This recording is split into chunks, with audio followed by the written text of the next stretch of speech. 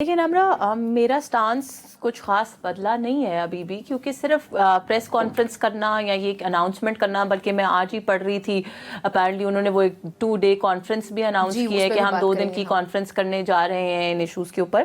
تو بات یہ ہے کہ ان ساری چیزوں سے کچھ بدلا نہیں جا سکتا. یہ تو ایکچولی ان کی ایفیکیسی کیا ہے، وہ پارلیمنٹ کے اندر کیا چینج. اصل میں ہم اس پہ خوشی بھی ہوتی ہے اور ہنسی بھی آتی ہے کہ ہمارا پالا ایک ایسی اپوزیشن سے پڑا ہے جن کا سارا فوکس شور ڈالنے پہ، میڈیا پہ، سوشل میڈیا کی پارٹی ہے، سوشل میڈیا کے وزیر اعظم ہے.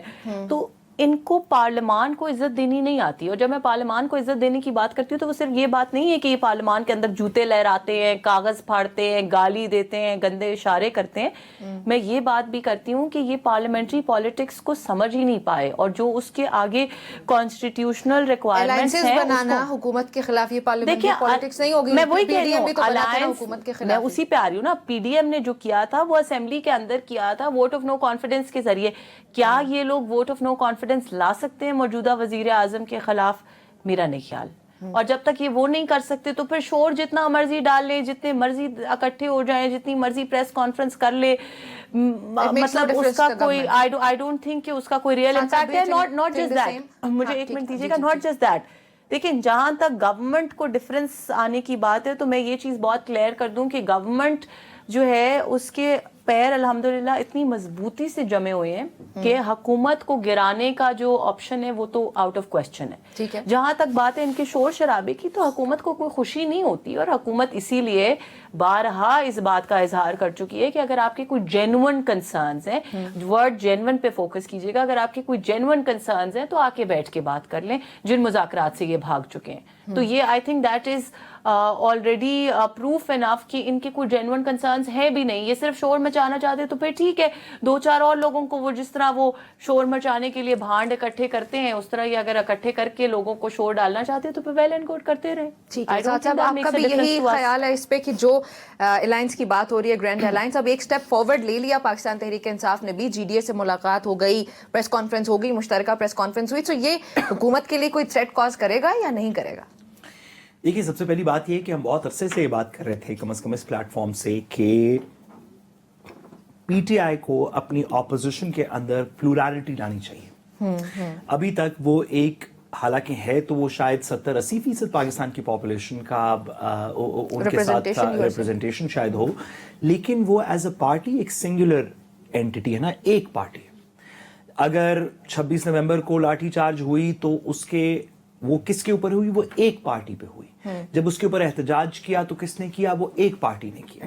جب وہ لانگ مارچ کرنے کے لیے آ رہے تھے تو وہ ایک پارٹی کے طور پہ آ رہے تھے. اس سے ہوا یہ کہ سسٹم نے کسی طریقے یہ فگر آؤٹ کر لیا کہ ہم اگر اس ایک پارٹی کو، خواہ وہ 80-90% کیوں نہ ہو، ہم اگر یہ ڈکلیئر کرتے ہیں کہ یہ دہشت گرد، یہ بلوائی، یہ فلانے، یہ ٹمکانے، تو ہمیں ان کو بات سننے کا، ہم کہیں گے کہ ہمیں تو ان کی بات سننی نہیں چاہیے. ان کی بات کون سنتا ہے؟ یہ تو ہے ہی دہشت گرد، یہ تو کرتے ہی ہیں. جیسے میڈم نے بھی کہا کہ ان کا تو ہم بات سننے کے لیے ہم بلا رہے ہیں بار بار کہ آئے، ہم آپ کی بات سننا چاہتے ہیں. یہ دم دبا کے وہاں سے بھاگ گئے کیونکہ ان کے پاس سنانے کو کوئی بات نہیں تھی. مطلب خدارا سعد صاحب، آپ ضرور بات پوری کریں لیکن اتنا زیادہ لوگوں کو گمراہ نہ کریں. اب تو مذاکرات کی بات چھوڑ دیں. ہم نے آپ کی مذاکرات کی بات تب تک سنی جب تک آپ کہتے رہے آپ حکومت ہیں، بڑے دل کا مظاہرہ کریں، سننے کی کوشش کریں. ہم تو سننے کے لیے تیار بیٹھے، ان کے پاس سنانے کو کچھ نہیں. اچھا، مذاکرات کی تو کسی نے بات ہی نہیں کی، لیکن وہی بات ہے نا کہ آپ سوال پوچھیں چنا تو جواب جو ہے وہ گندم. ابھی مذاکرات کی کوئی بات نہیں کر رہا، ہم ایک پولیٹیکل اسٹریٹجی کی بات کر رہے ہیں. گزارش اتنی سی ہے کہ ماضی میں جب بھی یہ والی بات ہوئی کہ پی ٹی آئی احتجاج کر رہی ہے تو کہا گیا ویسے تو پاکستان میں 200 پولیٹیکل پارٹیز ہیں، اس کے اندر سے کم از کم 16 ایسی پولیٹیکل پارٹیز ہیں جو پارلیمان کے اندر موجود ہیں، تو یہ ایک پارٹی ہے جو کر رہی ہے، یہ ایک پارٹی ہے. اور اس نیریٹو کے پیچھے کہ وہ بلوائی ہے، وہ ریاست پہ حملے کرتی ہے، وہ ڈیجیٹل دہشت گرد ہے، وہ مریم صاحبہ نے کیسے کیسے الفاظ نہیں کہے، اس سب کی بات کہا گیا کہ یہ جو بھی کہیں گے، اگر یہ کو بات زیادہ کر دیں گے کہ آپ ایسے کریں کہ کمیشن بنا دیں 8 فروری پہ، تو کہیں گے کہ یہ دہشت گردوں کے کہنے پہ کون بناتا ہے، بلوائیوں کے کہنے پہ ہماری ریاست ایسی نہیں ہے. آپ اس طرح کی بات کر سکیں گے اور you can kind of in the system آپ انہیں آئسولیٹ کر کے اگنور کر دیں گے. ٹھیک ہے.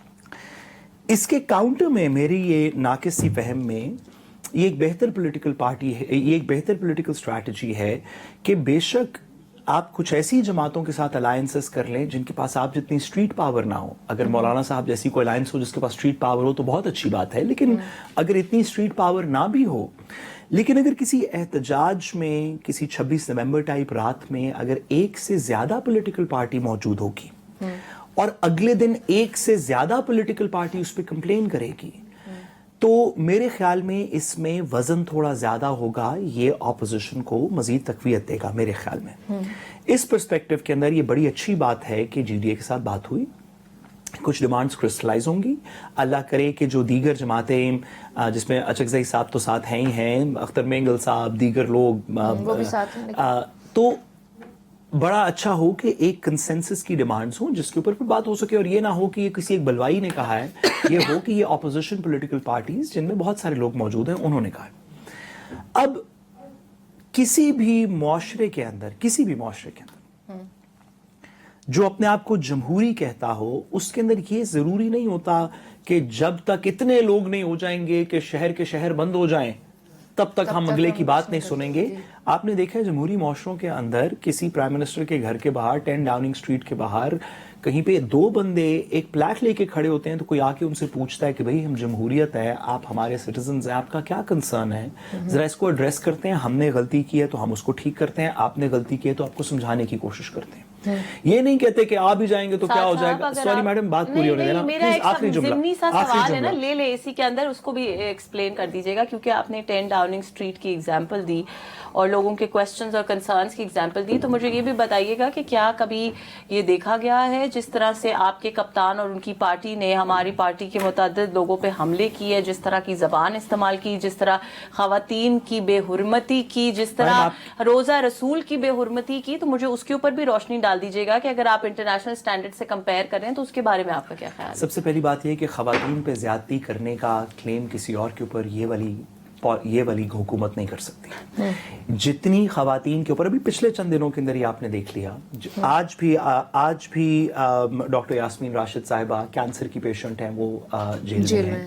ہم نے زیادتی نہیں ہوتی, لوگوں کی عزتیں اچھالنا, نیلام کرنا سڑکوں کے اوپر, جب وہ اپنے ہماری حنینا پرویز بٹ صاحبہ جب سڑک پہ جا رہی تھی اور اپنی اولاد کے ساتھ جا رہی تھی, جس طرح کی زبان آپ کی پارٹی والوں نے ان کے لیے استعمال کی, وہ عورتوں کی بے عزتی ہوتی ہے. اگر ایک عورت نے کوئی کسی کرائم میں ملوث ہے اور اس کی وجہ سے وہ جیل بھگت رہی ہے, مریم نواز صاحبہ نے بھی جیل بھگتا ہے, ٹھیک تھا غلط تھا, بعد میں کورٹ نے فیصلہ کر دیا, لیکن جیل بھگتنا بے عزتی نہیں ہے. بے عزتی وہ ہے جو آپ لوگ کرتے ہیں, جو اور آپ لوگوں کو آتا نہیں ہے کہ کسی عورت کو کیسے رسپیکٹ دینی ہے. لوگ سن رہے ہیں نا, لوگ اس بات کا مذاق اڑاتے ہیں. آپ نے